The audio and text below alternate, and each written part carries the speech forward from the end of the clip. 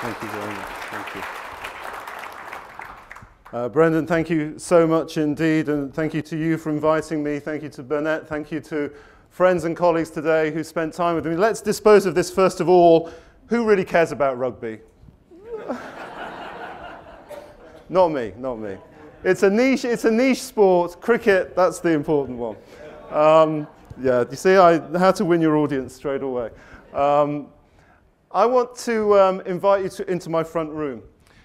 If you came to London and you came to my front room, and if you are passing through, just get in touch. You'll be welcome to visit. Above the fireplace, you would see this picture. What is it? It's a picture that digitally stitched together 3 photographs that my father took at the end of 1945 of Hiroshima. And as you can see, Hiroshima sits in something of a bowl surrounded by mountains, and there is just a desolate landscape, flat, hollow, pretty much peopleless at that time. And he was there as part of the Royal Electrical and Mechanical Engineers from the United Kingdom to help reconstruct bridges and put together some basic infrastructure.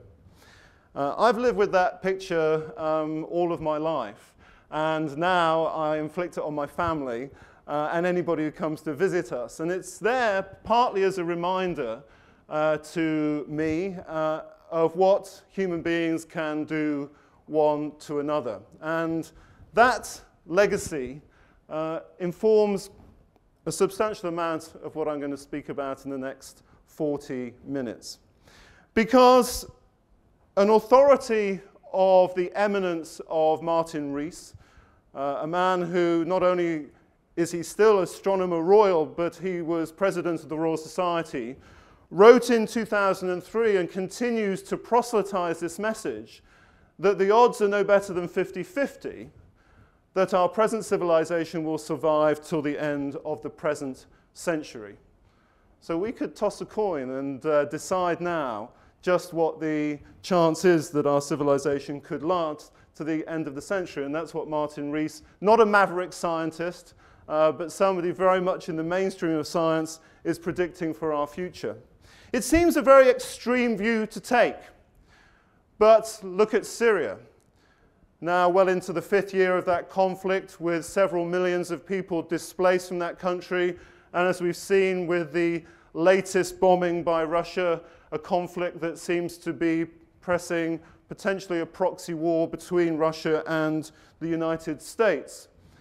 We thought we were well prepared for emerging infectious diseases. We've been talking about preparations since the advent of SARS in 2003, but we were caught unawares by Ebola at the end of 2013, with the result that well over 10,000 people have died. 3 countries have lost at least 20 to 30 years in terms of their development, and the world is in an extraordinarily bad place in terms of its core public health capacities to be prepared for future pandemics. And then we look at the work of somebody like Johan Strom from the Stockholm Resilience Centre. The notion that we as a species live in a safe operating space, that's the area designated in the center of this circle, surrounded by a series of boundaries, particular threats, that if we damage our environment to a significant degree and cross a particular boundary, that is an irreversible position that we place our species in an acute danger.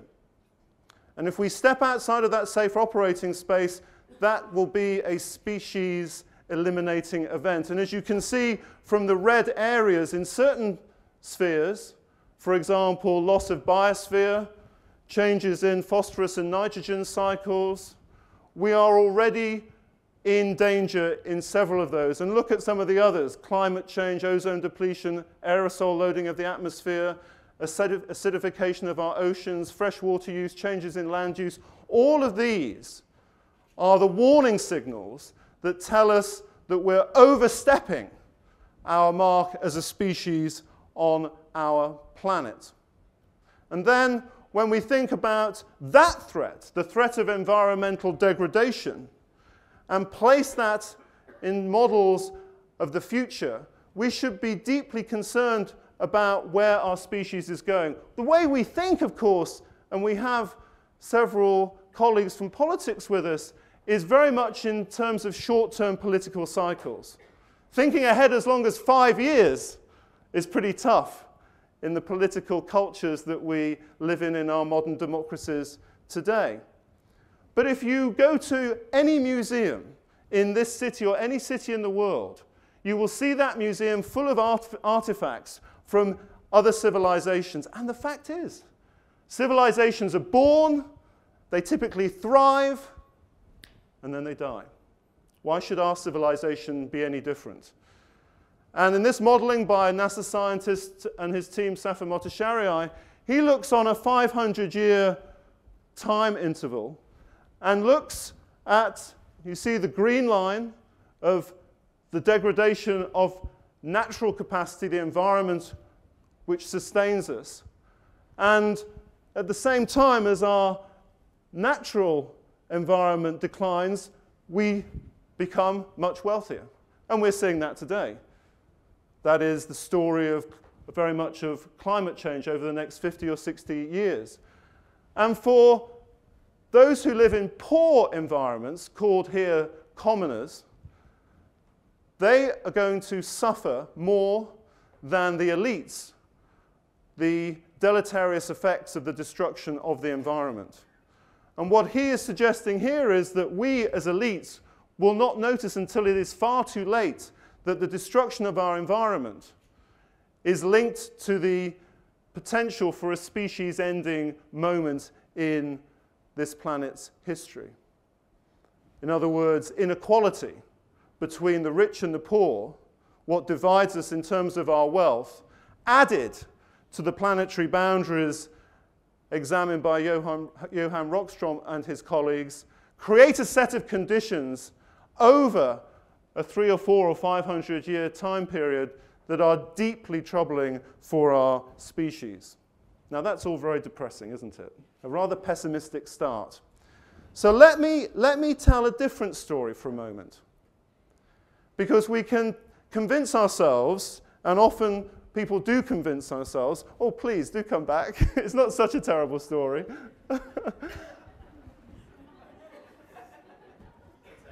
This is what happens, you see. It is a very, very pessimistic story. But I want to tell an optimistic tale this evening. And the optimistic tale was well expressed by Antonio Gramsci. A pessimist because of intelligence, and that is indeed where the data tells us the trajectory of our species is heading. But we have the power, through our will, to tell a very different story. And that story is one that should inspire us. A book that I would encourage you all to read is Angus Deaton's book, which talks about the Great Escape. What was that Great Escape? It was the fact that in human history, it's only been in the last 250 years that humanity has escaped from what has been millennia of death and deprivation. Something very remarkable took place over the last 250 years. And we should think carefully about what was so remarkable. Because in a very short space of time, our species has achieved something quite remarkable. And today is a landmark day. And I'll explain why. Go back to 1990, and over 3 billion people were living in low-income countries. By 2011, just 20 years or so later, that figure for low-income populations had fallen below 1 billion. And today, the World Bank announced, Jim Kim announced at the bank, that fewer than 10% of the world's population now lives in extreme poverty. Within a single generation, we have lifted billions of people out of extreme poverty. Not only have we done that, but that's been linked to a remarkable success in terms of delivering health. Let's look here from 1990 to 2013, and this is years of life lost. And you don't need to know what all the different colors are. They represent different diseases. But the importance is the trend. And the trend is that years of life lost has been gradually declining over time. In other words, something positive has been taking place in terms of human health, in terms of life expectancy, over that period of pulling people out of extreme poverty. So here's a paradox. Our species has achieved something unprecedented during the past 250 years, and particularly within the past generation. And yet, that power that we've had to deliver such benefit is overlaid on a trajectory that is, yes, deeply pessimistic. So out of that paradox comes an opportunity. In a commission we published at the end of 2013, led by Dean Jameson and a fantastic team called Global Health 2035, they spoke of the notion of a grand convergence, that for the first time in human history, we have the ability to eliminate preventable mortality within a single generation by 2030, 2035. And the grand convergence was this, and this is shown here in terms of child mortality, that we take the pink line, which is countries with the highest child mortality, and the blue line, those countries like Australia and the UK with the lowest child mortality, and we have the knowledge today to be able to bring those two lines together within a single generation. What we require is the political will and the resources to do so. But we have the knowledge now to achieve that, and we've never before in human history been able to do so. The means by which we do it is, of course, the famous cube of universal health coverage, that we cover 100% of the population, all of them protected through financial risk and with the maximum number of interventions. And every country now is going through this process of thinking about where is it? Where does it sit in that box of universal health coverage? And we have a politically propitious moment to achieve UHC, universal health coverage, and therefore to put ourselves in a position to end preventable mortality within that generation. And that political moment took place 2 weeks ago. I took this photograph outside of the UN General Assembly building in New York just 2 weeks ago, when the Sustainable Development Goals were signed by 194 nation states. Let's just spend a moment looking at that goals, because it's a utopia that is being described. And some of my colleagues in global health laugh when they look at these goals because they seem so ridiculously idealistic. But there is something deadly serious about them. And it's serious because not only are they political commitments, not only are they technical promises for what might be achieved, but they also represent a moral covenant between nations, between peoples, about what we might do together. The notion that sustainable development is not about them in poor countries, it's about all of us. It's about our interdependence, that you and I depend on each other and depend upon everybody else on this planet. And that vision, that philosophy is expressed in these goals.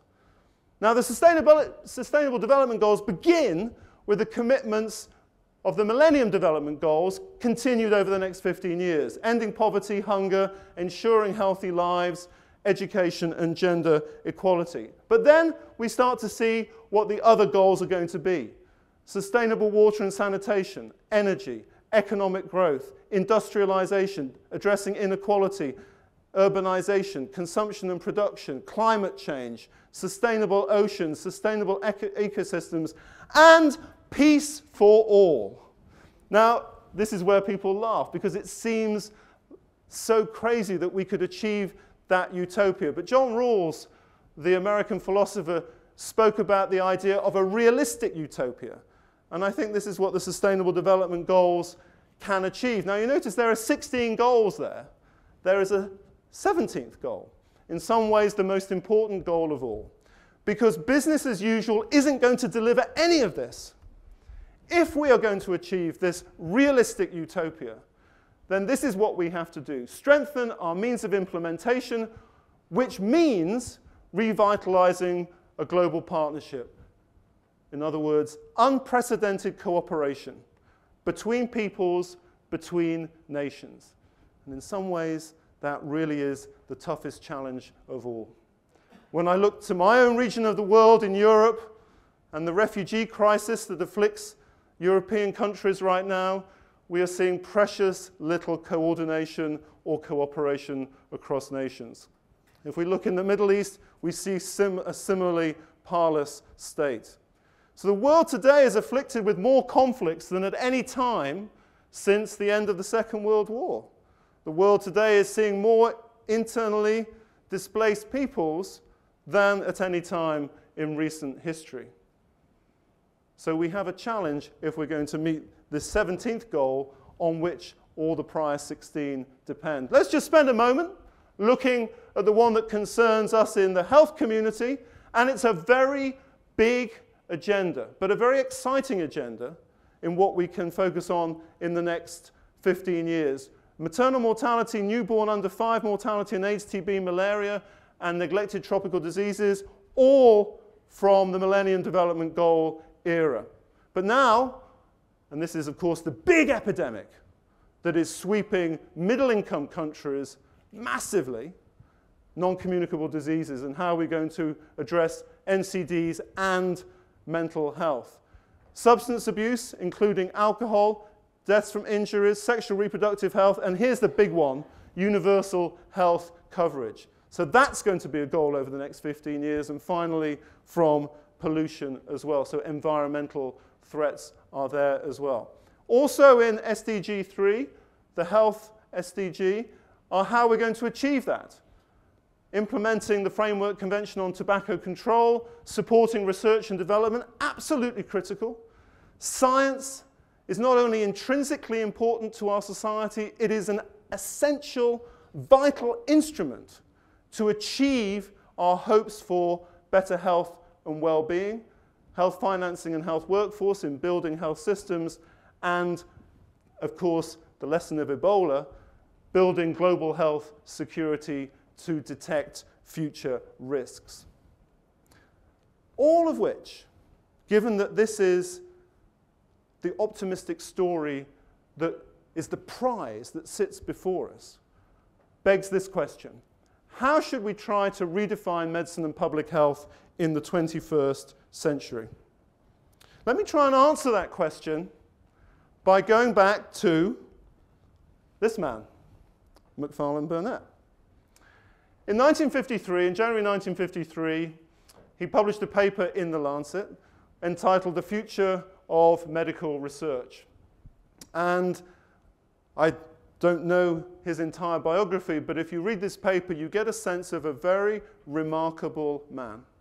A man not only who was a great scientist, but also a truly visionary thinker about science as a force in society to deliver public good. This is what he wrote. And the emphasis is his emphasis, not my emphasis. The great task of future medical research, he wrote, to plan the ways by which the bodily health and intelligence of human beings may last from generation to generation. This was 1953. This is a perfect mission statement for the Sustainable Development Goals, for sustainable development. That's exactly what sustainable development is about. It is about the future being as important as the present. What we do today has an impact on the future, and we should take that into account in every action we take today. He was ahead of us by a considerable number of decades. And for those of you, and there have been those, who wonder about the place of politics in science, he wrote this: its implications, this vision of the future, into every phase of human life, politics and economics, even more than medicine. What Macfarlane Burnet was saying to us was, science is our crucial instrument to realize the hopes of our society, but it needs to be not just science for science's sake, it's science allied to a political and economic vision and the direction society is taking. A truly remarkable figure.